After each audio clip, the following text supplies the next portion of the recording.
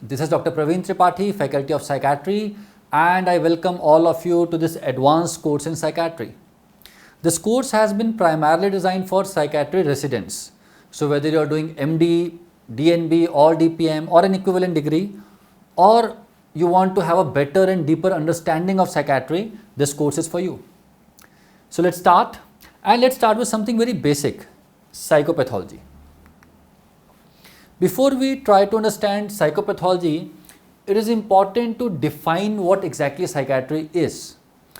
If we go by the standard definition, it says psychiatry is the branch of medicine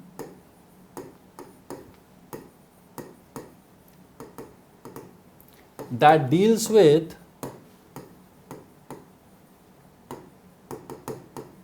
morbid, psychological experiences. So the branch of medicine that deals with morbid psychological experiences is psychiatry, or in other terms, the disorders in which the primary abnormality is in one of the psychological experience, or the disorders that primarily present with abnormal psychological experiences would come under the purview of psychiatry. Now these morbid or abnormal psychological experiences or symptoms, if we can simply use that word, they can be of different types. For example, say patient A presents with symptoms of, say, depressed mood, lack of interest in work, lack of sleep, decreased appetite and negative thoughts. If these symptoms are there, probably patient A will get a diagnosis of depression.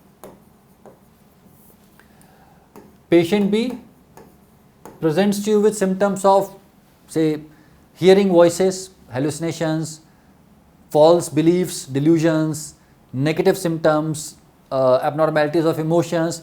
He probably gets a diagnosis of schizophrenia. Third patient presents with excessive consumption of, say, alcohol.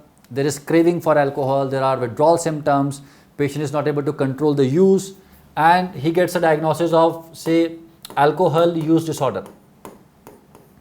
Basically what we are trying to say here is that what exactly is the symptomatology, or what exactly are the symptoms that a patient presents with, determine the diagnosis that the patient gets. The diagnosis in psychiatry is symptom based. This is also called as syndromal approach, or the classifications that we use in psychiatry, they are called as syndrome based classifications. What do we mean by that? We say that the classification in psychiatry, basically the basis on which we make a psychiatric diagnosis, is dependent upon what kind of syndrome we are able to identify. And what do we mean by syndrome? What kind of symptoms we are able to identify, set of symptoms we are able to identify. So we have defined different psychiatric diagnoses on the basis of symptoms. We say that if a patient has depressed mood, lack of interest, gets tired easily, has disturbances in sleep and appetite, gets negative thought, if these symptoms are there, we will give him a diagnosis of depression. If a patient has delusions, hallucinations, disorganization, negative symptoms, we will give him a diagnosis of schizophrenia. So it is extremely important to remember that all the diagnoses are based on the symptoms. We still cannot differentiate different disorders on the basis of etiology. We don't have blood tests. We cannot do MRI and use just that to tell what diagnosis a patient has. We are still dependent upon very carefully assessing and eliciting the symptoms, and on the basis of those symptoms, we say that the patient has a particular diagnosis. With this background, it's easy to understand why it is so important to very clearly delineate what symptom a patient is having, and this is done in psychopathology. Psychopathology is basically the study of abnormal psychological experiences or study of abnormal psychiatric or psychological symptoms. So psychopathology is study of abnormal psychological experiences. A more elaborate definition is study of abnormal experience, cognition and behavior. So psychopathology helps us to find out and define what symptoms are there in the patient, That further helps us in making a diagnosis, that further helps us in the treatment, and also telling the patient and the family members about the prognosis. So everything is built upon the psychopathology in psychiatry. You must have read this term pathophysiology time and again in your medicine. In medicine, when we describe a disorder, we always talk about the pathophysiology. What is pathophysiology? Study of disordered physiological processes in a disease state. For example, say we talk about nephrotic syndrome. What is the pathophysiology in nephrotic syndrome? There is loss of protein from the glomeruli, which leads to edema and other symptoms. So one of the important components of pathophysiology of nephrotic syndrome is loss of protein from the glomeruli.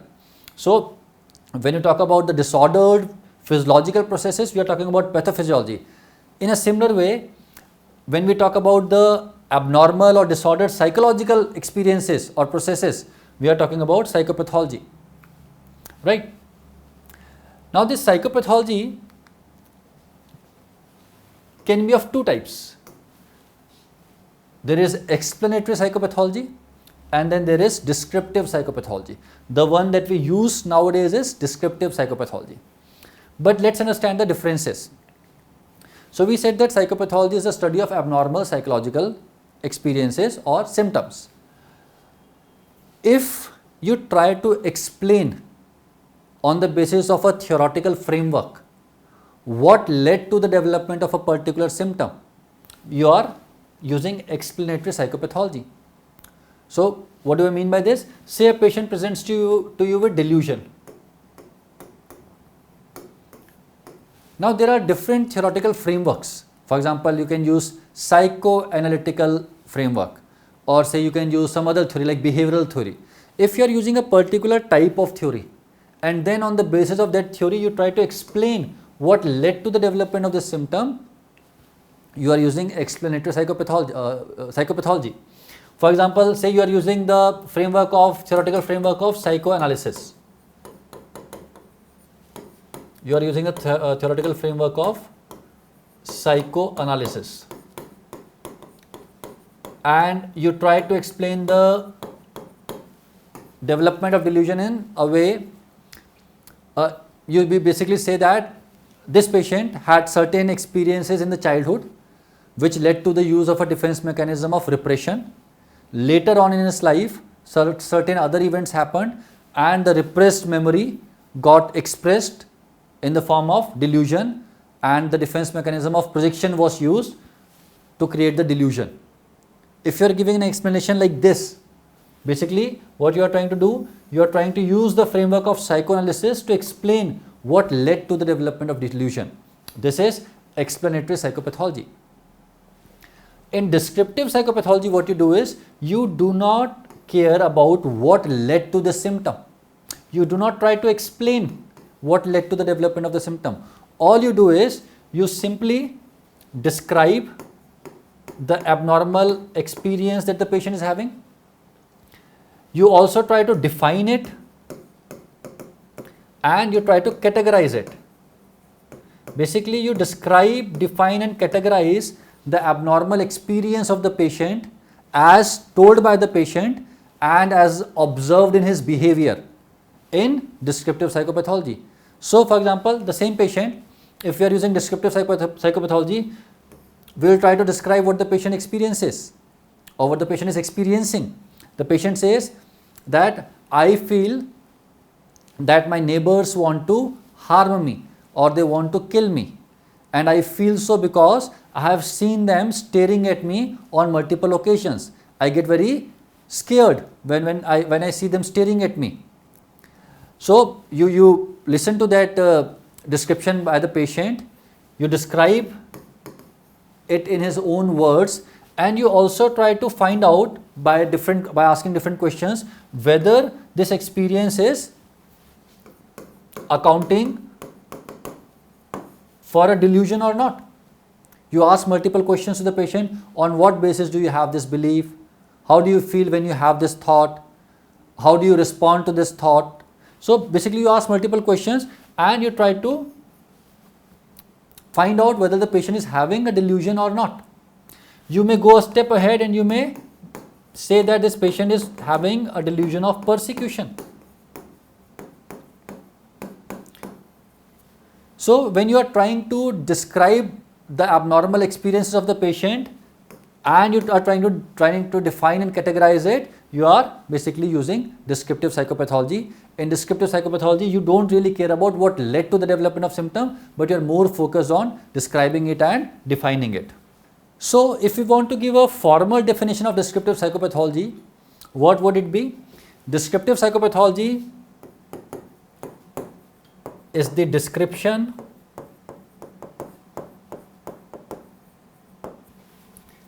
definition and categorization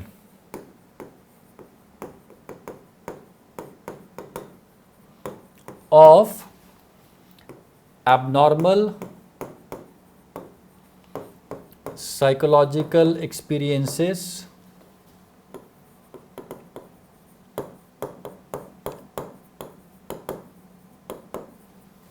as recounted by the patient and observed in behavior. Now you don't really have to memorize this exact definition, although this is a definition given in the SIMS textbook of descriptive psychopathology. Especially if you're a first year, you should not be aiming to memorize it word by word, but more importantly you have to understand what it means. If you're an exam going student, then probably your examiner might want you to reproduce the exact same definition from the textbook. But the important thing to observe in this definition is that there are two components we are talking about, as recounted by the patient and as observed in the behavior. This recounting by the patient is the subjective component of descriptive psychopathology, and this is of course the objective component, right? Subjective component is often more important, and what do we call it? We call it phenomenology. The term given for this is phenomenology. So what is phenomenology? Phenomenology is a study of subjective experiences. So basically what it all means is, when you are trying to describe and categorize the symptoms or the experiences of the patient, you have to describe and categorize what the patient is experiencing subjectively and also what is available for your observation. And the subjective part is what is called as phenomenology. Now this phenomenology is extremely important, because if you have to establish any important symptom or sign, for example, if you have to establish hallucinations, all the criteria of hallucinations can be established only if you are able to understand clearly what is the subjective experience of the patient, and only patient can tell you about the subjective experience. This component, the objective component, you can observe. For example, a patient is having hallucinations. In response to hallucinations, say he is hearing some voices. In response to those voices, patient is also responding back. Patient is also responding back to those voices. As an external observer, what will you see? The patient is talking to himself. Actually, patient is talking to the hallucinatory voices, but for you, the external observer, patient is talking to himself. This is the objective part. But what exactly is he hearing? What are the voices saying? How many voices are there? Are the voices coming from objective space or subjective space? Does the patient have control over the voices? How does the patient feel when he hears the voices? What he does to stop them? Can he stop them? All those subjective things are told by the patient himself or herself. And all of that is phenomenology. You ask all the relevant questions, and on the basis of that, you come to the conclusion what exactly patient is experiencing. The most important tool of phenomenology is empathy. If you want to understand the subjective experience of the patient, you have to use the tool of empathy. And what exactly empathy is? Stepping into the shoes of another person. You try to step into the shoes of the other person and you try to understand for yourself what exactly is the inner world of this patient. And how do you do so? By asking multiple, precise and insightful questions. You ask questions again and again till you understand clearly how the patient is feeling and what the patient is experiencing.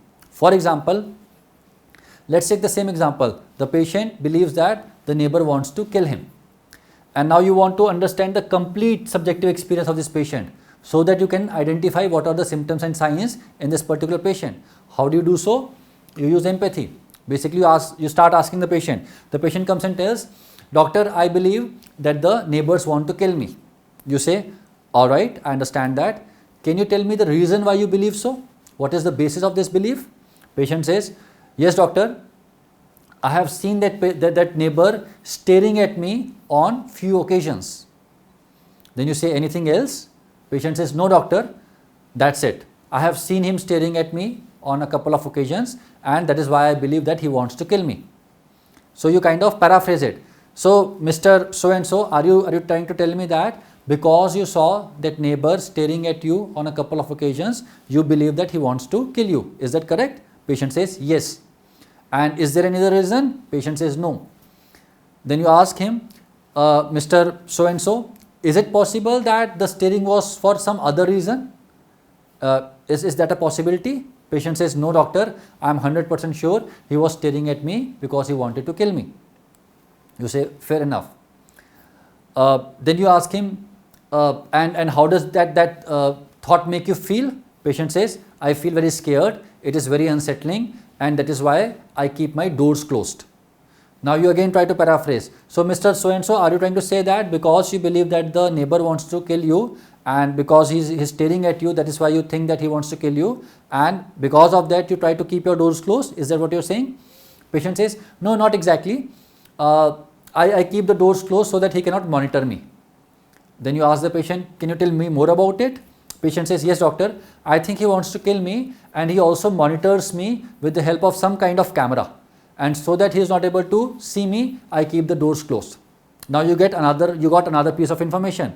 It was not only about the persecutory belief, the patient also believes that he is being tracked or monitored, and that is why he is keeping the doors shut. So again you try to paraphrase it and tell it back to the patient. You try to tell the patient, "So what you are telling me is that the neighbors want to kill you, and you believe so because they keep on staring at you, and you also believe that some kind of camera is installed with the help of which they are trying to monitor you, and that is why you keep the doors shut. Is that true?"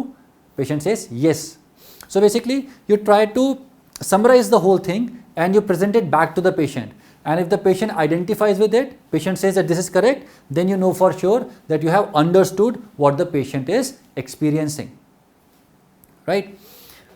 So this is how we get the information. Now there is another important thing, the concept of understandable and ununderstandable.